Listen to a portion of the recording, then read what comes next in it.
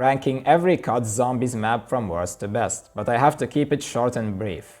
Is this original? No. Has this been done a million times? Yes. Do I care? Absolutely not. I've always wanted to do one of these while seeing all these YouTubers do it. A lot of criteria will be taken into account, such as replay value, map layout, innovation, overall enjoyment, and so many other factors mixed together. Just know that at the end of the day, this list is subjective and you'll probably disagree with many things that I have to say. So if you do, don't throw a little fit, just kindly tell me what your list would be. Also, just note that I don't hate any map, yes, even the maps that you would despise the most. It's just that there are maps that I'd rather play than others. Vanguard Zombies won't be considered because no. At the bottom of the barrel we have Die Rise, the map that has some redeeming qualities such as this liquefier and the trample steam, but it's just incredibly boring. It has some of the worst map layout and elevator mechanics ever introduced. Verticality and fall damage is a huge issue on the map, and the fact that they teased us with PhD but didn't give it to us is just a huge slap in the face. A boring, bland and tasteless version of 5 is how I'd describe Classified. They removed the Pentagon Thief, which is one of the most iconic features of 5, and put the map in the Black Ops 4 engine, which is not great to say the least. I do appreciate the fact that they buffed the Winter's Howl and made it usable, but that's just not enough to keep me coming back. Tag der Toten has to be one of the most uninspired maps ever. From the fact that they brought the Victus crew back, to the fact that they brought two of the most iconic wonder weapons and made them god-awful, it's safe to say that Tag just did not deliver as the last map to end off the story. Golden Pack-a-Punch was a great feature that fixed a huge issue on Black Ops 4, but that's one of the very few good things I could think of about Tag der Toten. Blood of the Dead is a sorry excuse for what Mob of the Dead was. This map does admittingly get a little too much shit from the community, but I do think that some of it is deserved. Possibly the worst Easter egg, combined with areas that are pointless, such as the spawn room, make Blood of the Dead not a very fun experience. The Magma Gat is a great wonder weapon though. Shangri-La is one of my least favorite maps of all time. I will admit that it is a visually stunning map and the wonder weapon is very unique and enjoyable. The rest of the map, however, is a different story. The shit bosses, the annoying traps, and how claustrophobic the map is are what comes to my mind first whenever I, for some odd reason, even consider playing this terrible map. Verrückt is not a bad map by any stretch, but at the end of the day, it is the second map to ever come to zombies, which means that it is very primitive. There was a ton of innovation, such as the introduction of perks, traps, power, and a moving mystery box. Verrückt was clearly a map focused on atmosphere, as it has one of the best in all of zombies. The gameplay, however, is just really boring. The first map ever, Nacht der Untoten, is scary, nostalgic, and fun in a simple way. Camping at the top with friends is a great memory to everyone watching this, I'm sure, but the gameplay, like Verrückt, is, say it with me, boring. Also, the first 5 rounds or so take years, so yeah. Alpha Omega is a map that most people forgot even existed, and for good reason. I said that Tag is uninspired, but this map is so lazy and lacking in innovation to the point where I honestly believe that this map was made by a group of 7 kids with a budget of $15. Although I'm not someone who sees Voyage of Despair in such a low spot like most of the community, I do have to admit that it is not a fantastic map. It has possibly the most confusing and terrible map layout ever, pretty drab gameplay besides the Kraken, which I find to be a cool wonder weapon to use, and overall a concept that sounds exciting at first because of the Titanic, but ended up being executed in a way that threw away all the potential it had. Transit has so many flaws that it would take an hour-long video to explain all its flaws, such as the worst pack-a-punch and transportation system ever, terrible bosses such as the Denizens, and a wonder weapon that just honestly makes me laugh. Despite all this, however, I do enjoy Transit with friends, as it can be fun in a chaotic way. Ascension to me is just a worse version of Kino der Toten. I do applaud Ascension for introducing 2 of my favorite perks, Stamina Up and PhD Flopper, but it is so easy with the Thunder Gun and like 5 different training spots to choose from, all of which aren't as fun to train in as the Kino stage. Shinonuma introduced the first ever wonder weapon, the Wunderwaffe, which already gives it a ton of points in my book. There are many fun glitches in this map to mess around in, which makes it enjoyable, at least in the World at War version. Nuketown is a fun survival map with a twist of random perks dropping from the sky. The random perks add a chaotic and difficult element which keeps you on your toes and forces you to draw out your true skill in zombies. Moon has equal flaws as positives. The hacker is an innovative way to change how you do things in the map. The setting of the map is amazing, as we're in the goddamn moon, and the Easter egg is one of the most climactic ever, as we blow up the Earth.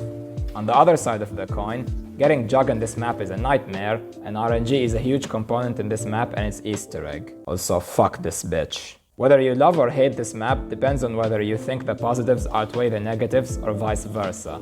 For me, I think they're about equal, which is why I put Moon here. Revelations is a nostalgia trip that lasts for the first time you play this map, but then fades away. With a boring Easter egg and a map so easy my non-existent 3-year-old son could get to around 100, you get a map that disappointed many people. I do really enjoy Revelations casually with friends though. Challenges are great to do in this map. Forsaken feels like they stitched up a bunch of areas together with teleporters and called it a day. The Easter egg is super easy, as I literally did it the first time I even played the map. But the best thing about Forsaken is easily the Crystal Axe, which is one of my favorite wonder weapons ever. Firebase Z, without a doubt, has the best map layout in Cold War and is up there in all of zombies. The Ray K is a fantastic wonder weapon that, for some reason, just feels so right in your hands. The one flaw with this map, I'd say, is how frequently mimics spawn and the mimic step in the Easter egg, which is the worst Easter egg step in Cold War zombies. D-Machine is one of the few maps that brought back an old map, Nocturne and Toten, but actually did it the right way. D-Machine feels like its own map despite containing an old map within it. An easy map with an easy Easter egg and a nice wonder weapon makes D-Machine a simple and easy yet fun map. Mauer der Toten has the best Easter egg, an amazing wonder weapon, and a great setting which makes it the best Cold War zombies map. Klaus the Robot is a good addition as well. If I had to nitpick one bad thing about Mauer, I'd say that the other variants of the Cerberus are worse than the original, but that's about it. Spawning in a Roman Colosseum and entertaining a crowd that hungers for blood is a setting that makes 9 a great map.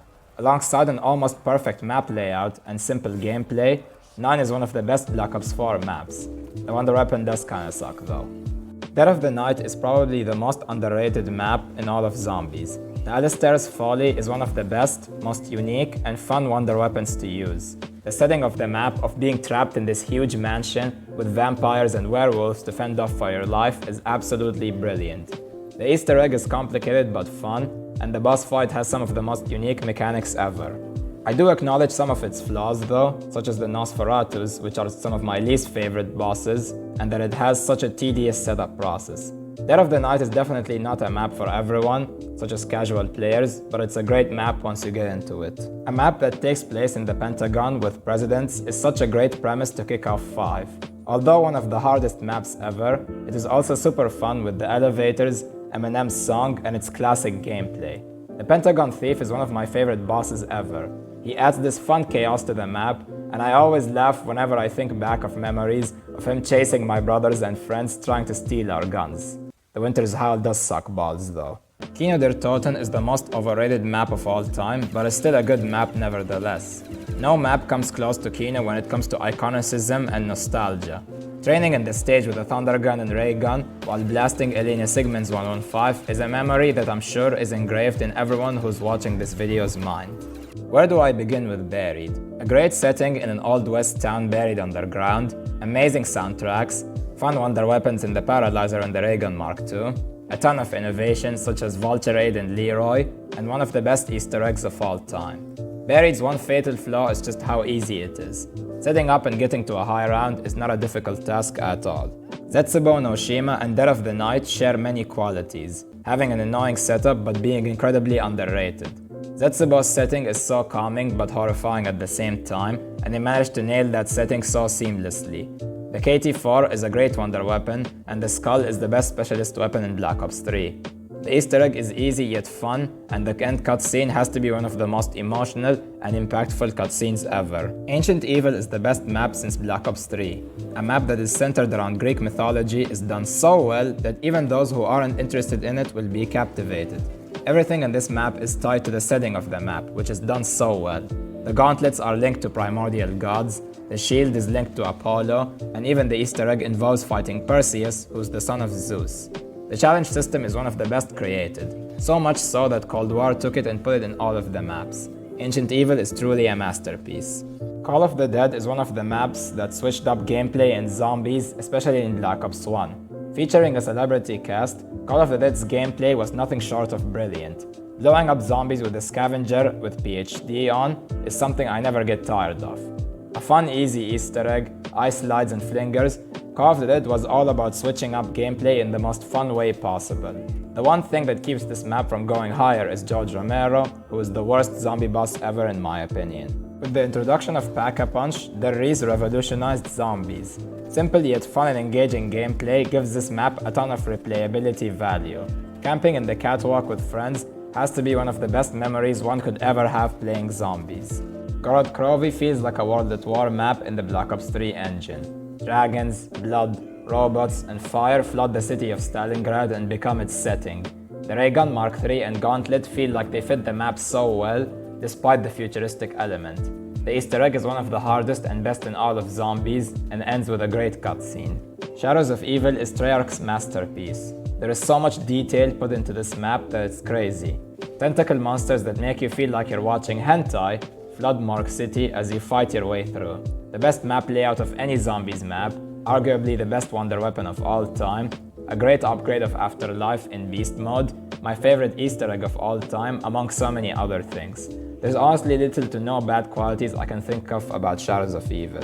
Origins is the most map that revolutionized zombies. There was just so much content and innovation packed into Origins. The first ever 4 set of elemental wonder weapons in the staffs, which would later be used by future maps to come, started here. The challenges were first introduced in Origins, and there's just so much. What I'm getting at is that Origins has so much packed into it that it would take so long to talk about everything, so I'll just say that Origins is one of, and could still be argued as, the best zombies map of all time. Mob of the Dead excelled in atmosphere and innovation. 4 mobsters trying to escape Alcatraz, trapped in an endless cycle of hell, is a story and setting that even those least interested in the story could get behind. The Blundergat and its variants give you so much variety to pick from, and the Hell's Retriever is super satisfying to use. Mob, like Origins, would take me long to talk about everything, so I'll just stop talking and say that Mob is almost perfect. Horizon is number 1 because it took a ton of aspects from previous maps such as Origins and Mob, but improved upon them and added new features. There are tons of stories that are interconnected, such as Leroy with the Wolf and the King fighting the Apothecans, and Richtofen's connection to Group 935 and Dr. Grove. There is so much to talk about, but Der Eisen essentially is almost perfect in story and gameplay. The 4 bows, the Ragnarok, and the Easter egg are only the surface of what this map has to offer. Der Eisen also managed to do something that no other map did, which is actually make a complex map accessible to new and casual players. Der Eisen managed to create a bridge between casual and hardcore players, giving something to everyone no matter what they prefer. Overall, Der Eisen is, in my opinion, the greatest zombies map ever created.